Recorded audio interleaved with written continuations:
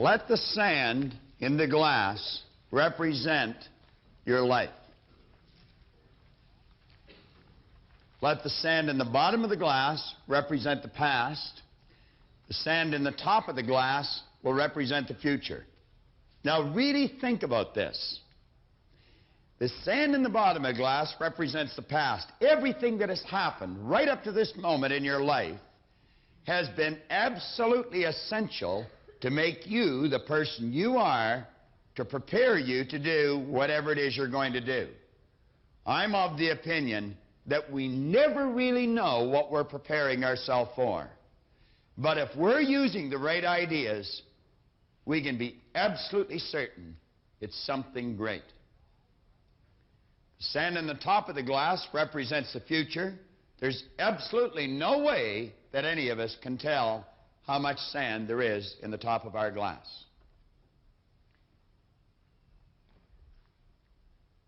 You know,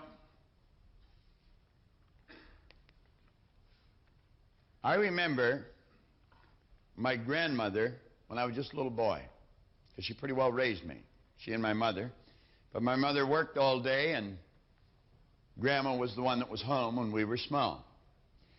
And Grandma came to live with us a year before I was born. My grandfather had passed away a year before I was born. So when I arrived on the scene, Grandma was already there. She would probably have been around 60 at that time. So in my mind, she was a very old lady. Now, I've since changed my attitude about that, but at that time, Grandma was way up there.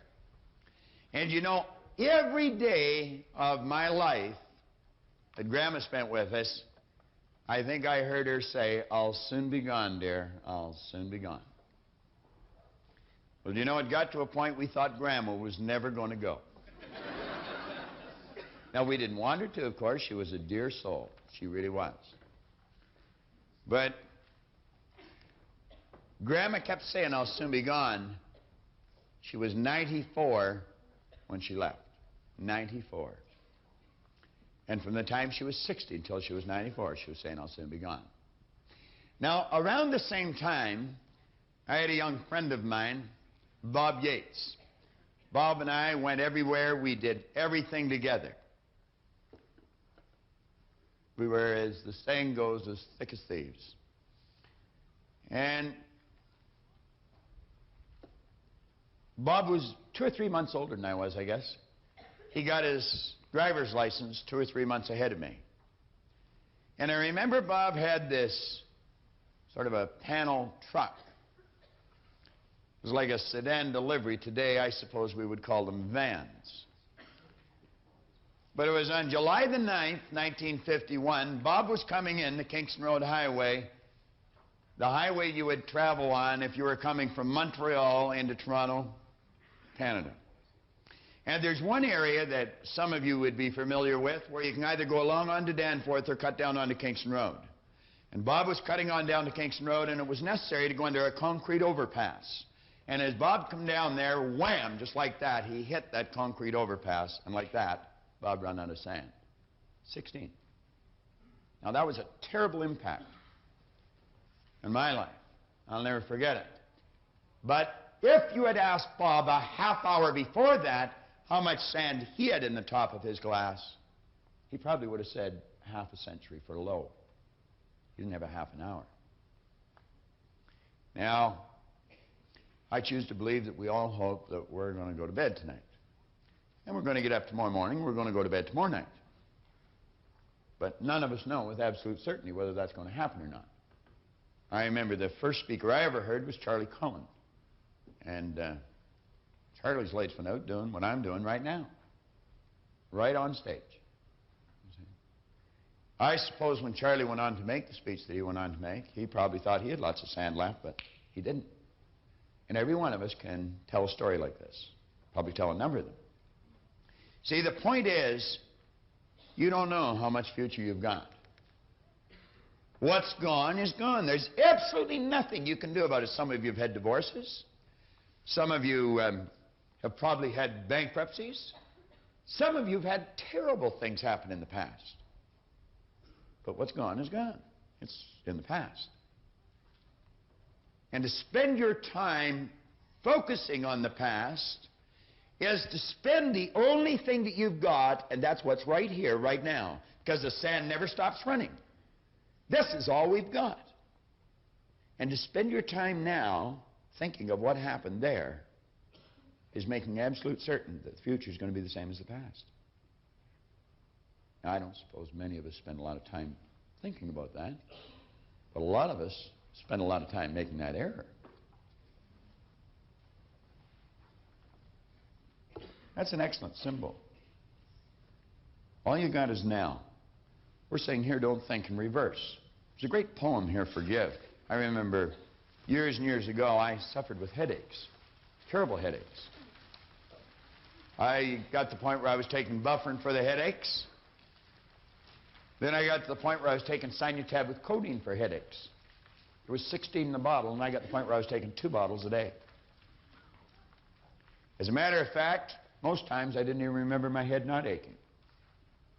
But I was sort of numb all the time. Of course, with that much junk in you, I guess you couldn't be any other way. And I remember talking to this chap. I was in the Hotel Vancouver, and I was picking up 2 heavy briefcases or suitcases, and I was in a real rush to get to the airport. He said, "What's the matter with you?" He said, "You look like you're going to pass out." And I said, "I feel like I am." Well, he said, "What's the matter?" And I said, "My head is aching so bad, I feel sick to my stomach." Now, some of you suffer with this, and I felt like banging my head against the wall. It was so much pain. He said, "Go and sit down in that chair." And I said, "I don't have time. I got to catch a plane." He said, "Listen, you can always get another plane. You only get one head." He said to me, "Do you know what forgive means?" On the top of page 58, that's the title of the poem, Forgive. And by the way he asked the question, I just thought I probably don't. And I said, "Well, I don't know." He says, forgive means let go of completely, abandon. Just let it go. Unequivocally. No strings attached. Now, he said, if you want to rid yourself of headaches, just forgive all thoughts that are on your mind. And you just listen to me. And he put me in a totally relaxed state. I felt better than I had felt for years. If you're suffering from headaches, take the relaxation tape out of your program and commit yourself to listen to it every day for 30 days. And as you let yourself get involved in that relaxation tape, you're going to forgive any thought that comes to your mind. You're going to program your subconscious mind to put your body in a totally relaxed vibration. Because you're going to find that your head is aching because of the things that you're not letting go of. And it's causing tension, and it's causing an abnormal state of vibration of the cells in the brain, which causes the blood to rush to the head. And as you put yourself in a totally relaxed state, you'll soon become programmed to relax.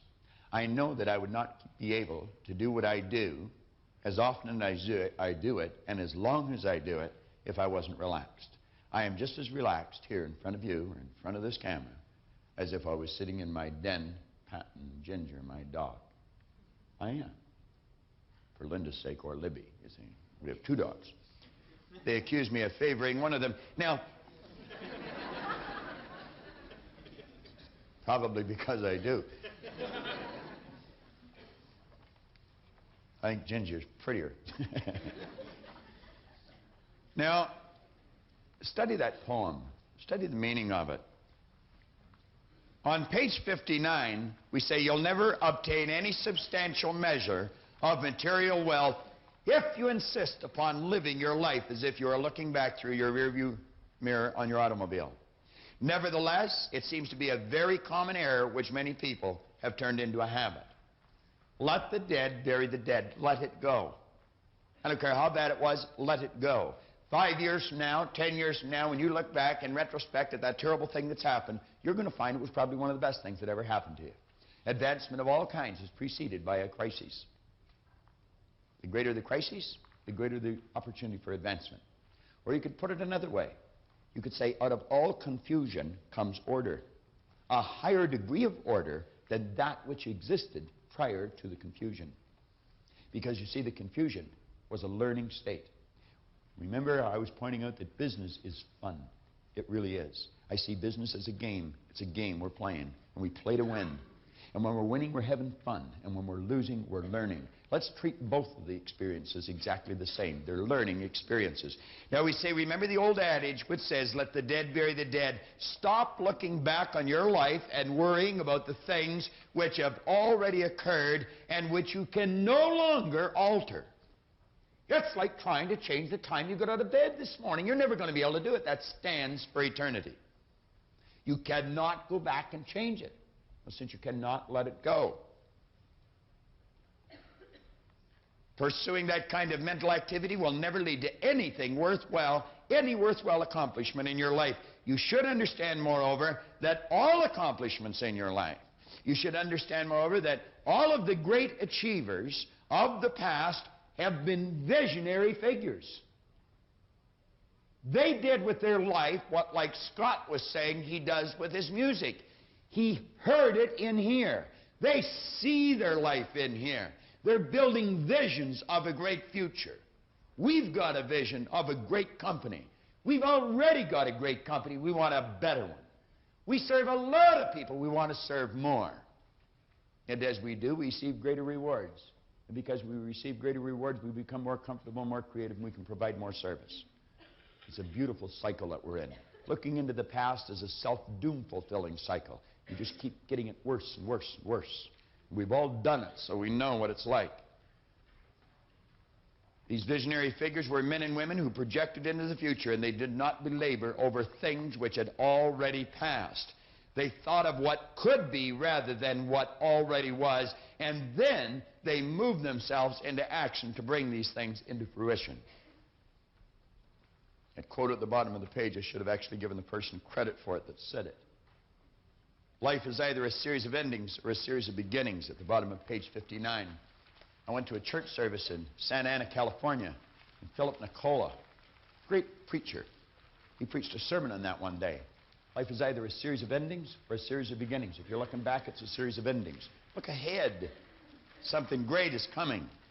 Leland Val Vanderwall said something when we were sitting having coffee, and I jotted it down. Every time this guy opens his mouth, he drops a pearl. I'm so wise. He said, let us not look back in anger, nor forward in fear, but around us in awareness. Was there ever depth in that? Let's not look back in anger. Let's quit thinking in reverse. Nor forward in fear, but around us in awareness. Take all the resentments and guilts. You know what it's doing? Resentments and guilt is simply choosing to build a negative idea here over something that someone did to you, and then letting ourselves get emotionally involved in it, and we move into the same vibration. Now think. I don't care how justified you may feel in holding a resentment. It's a dumb game. Ray Stanford used to tell me it was like throwing dust into a strong wind at someone else. You know where the dust is going to end up. You may feel justified, but I'm going to tell you, a person of understanding will not do it. Will not do it. That is an act, a mental act of ignorance. Love them. The law will see that they get their reward for what they did. You don't have to look after that. And as long as you're holding that resentment in your mind, it's like replaying the same thing over and over again. And the same physical experience is taking place. You're moving into that vibration. I had a good doctor friend of mine that says rheumatism or arthritis is nothing but frozen hate. It's dwelling on things like that. Dries up the joints in the body. What's guilt? I've done things in the past I'm not proud of. I'm quite certain you have. Many of you. And they bothered me for a long time. They really did. And I wasn't able to get rid of it. So I went to see a psychiatrist. He ended up working with us. That's true. He helped me, but I helped him too. And just through a series of right questions, I developed an awareness and it was gone. I have absolutely no guilt anymore. I just will not tolerate it. That's looking back at something you did that you thought was wrong in the past and reliving it. And the same vibration takes place. You see, resentment and guilt are very closely aligned. One's directed towards someone else, the other's directed towards yourself. But you're the beneficiary of both, and neither one of them are positive. Most destructive emotions that you could get involved in. There's a great affirmation at the bottom of the page. And anyone that wants to rid themselves of resentment or guilt or a lot of disease, I would suggest you write it out probably 100 times a day. I willingly release the thoughts and things that clutter my mind. They're all the old ones in there that you're not even aware of.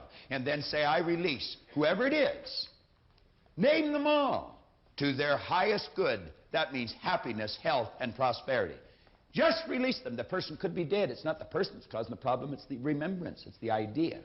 I release them to their highest good and me to mine. And you see them happy, healthy, and prosperous. And you see yourself happy, healthy, and prosperous. And then you say, it is so. Thank you, Father. Father being infinite power. I want to suggest on page 61 that you read the story of Patty's Cruise. I'm not going to tell you what it is. I want you to read it. I want you to read it. Because I sat down with her. Patty's a good friend of mine. We're related. We worked together. And she had a definite problem. And over a cup of coffee, I gave her a suggestion that solved the problem. And she learned a great lesson. And any one of you can learn a great lesson from the story that's in here. You're always saying, I'd like to do this, but I can't because... You get the answer there.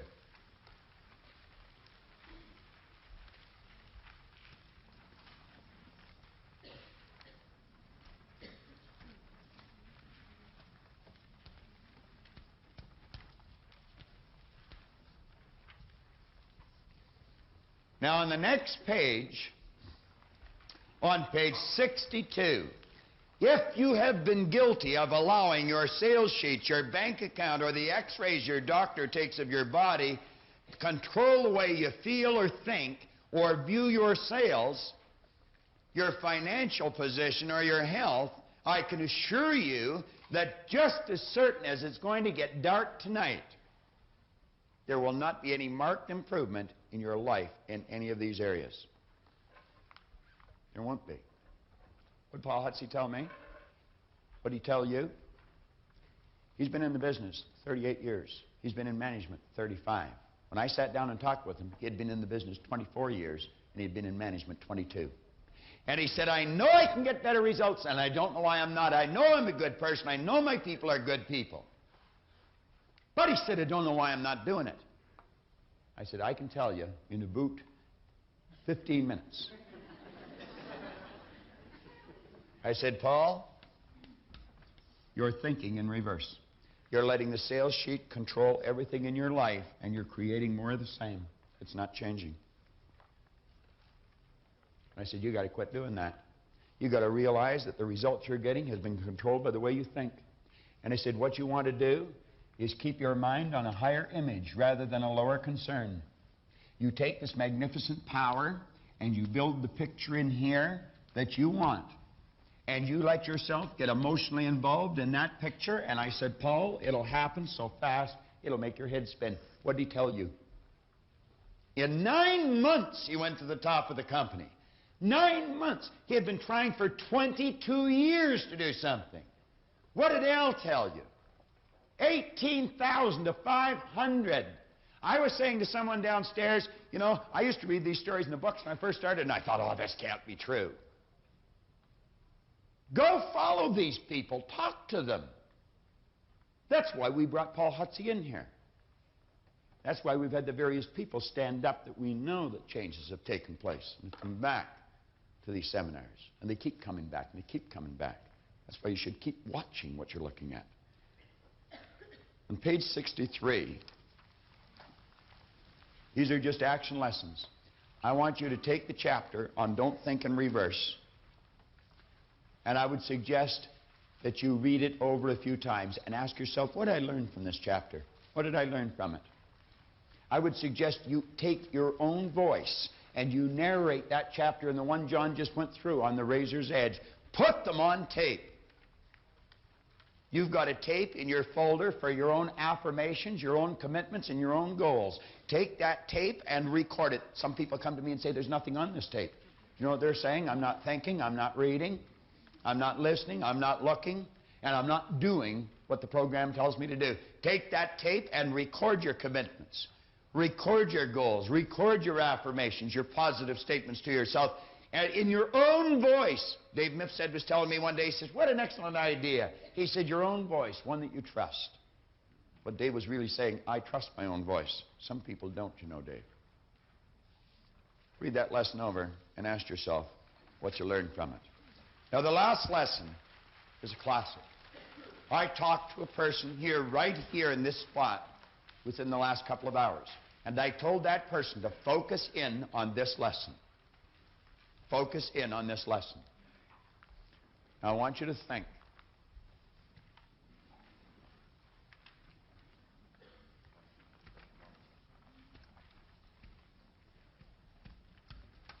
You want, and I want, greater good here. Positive things to happen. But understand this. I cannot set anything where this lectern stands until I get rid of the lectern. I cannot put anything where that camera is standing until I get rid of the camera. And nor can you put anything where that television set's sitting until you get rid of the television set. You must create a space for the good that you desire. I would hate to guess at the number of people that would love to meet and greet and love and have a meaningful relationship with someone, and they're never going to do it until they let go of that old relationship. Person may be gone, but the idea is still there. You've got to create a space for the good that you desire. You just must do it. And if you don't, you're never going to have that relationship. You want something in your home? We have people that come in and look after our place 2 or 3 times a week.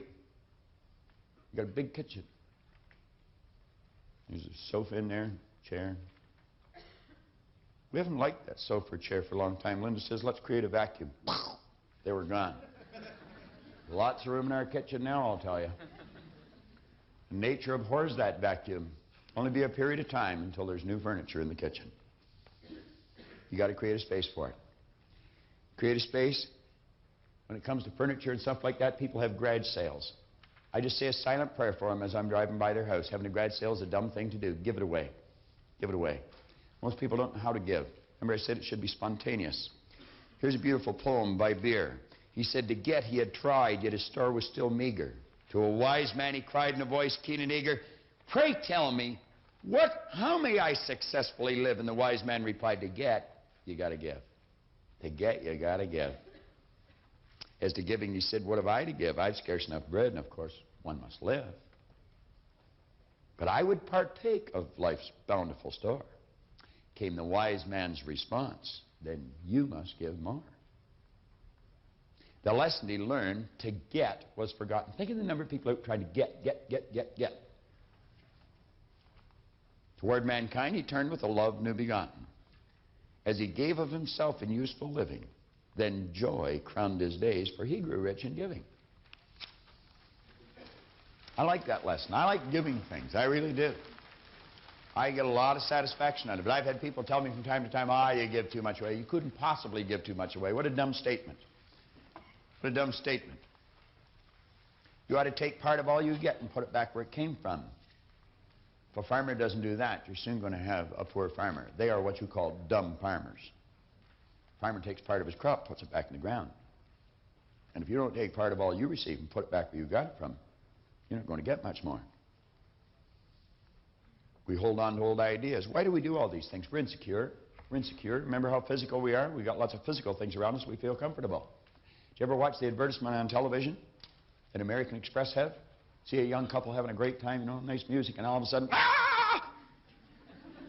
we lost our credit cards! And you hear this voice, you have American Express. And a calmness comes over them. Did you ever drive downtown, you go to park your car, and you reach for your purse or put your hand in your pocket, and all of a sudden you see the purse on the table in the hall? Or yeah. You see the money on the dresser? Feeling of security in here, isn't it? Isn't it strange how we feel secure if we've got a few bucks on us? A little bit of paper? So dumb. Security's an inside thing. It's inside. And the more we learn about ourselves, the less we need all these things around us. Some people are real pack rats. You know? Well, On page 67, we're talking about removing these mental blocks. You see, it not only works with physical things, it works with mental things. Because remember, the physical and the mental, the non-physical, are all the same.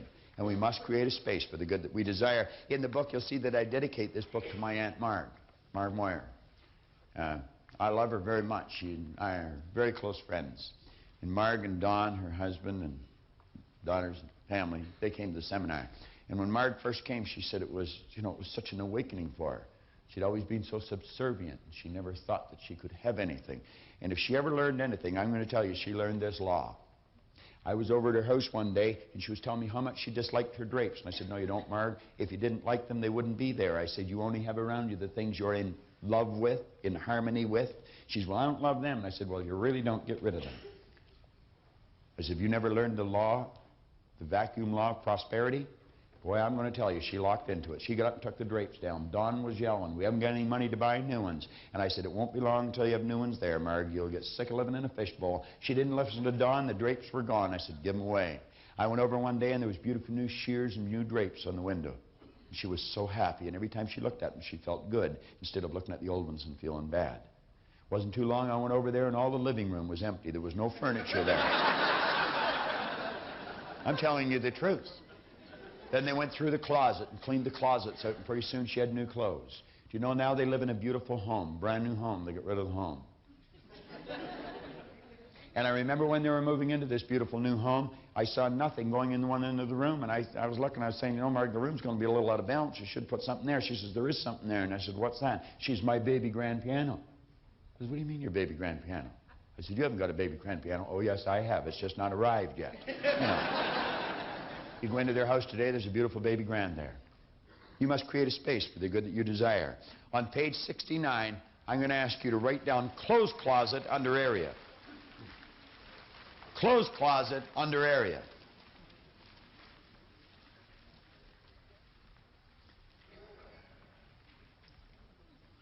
Now, I want you to write down a date within 7 days of today's date.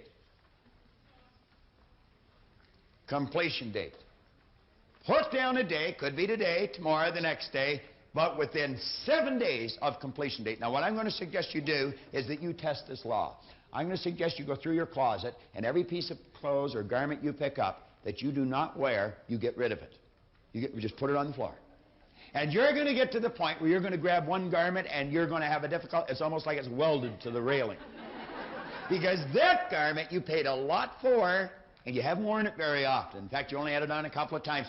But you don't like it. It doesn't feel right or it doesn't fit right. But you're thinking, I spent so much on it, it's so good I can't throw it out.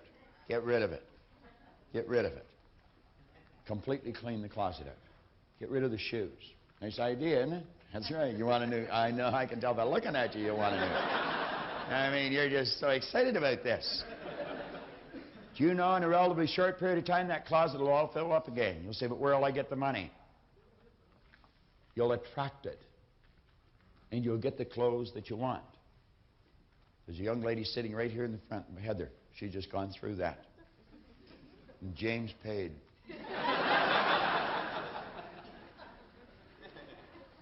And then I want you to think of the other areas in your life that you want to get rid of things, different rooms. Some of you have a sofa you don't like. Get rid of it. Some of you have an automobile that you can't stand. Get rid of it. You won't walk for long.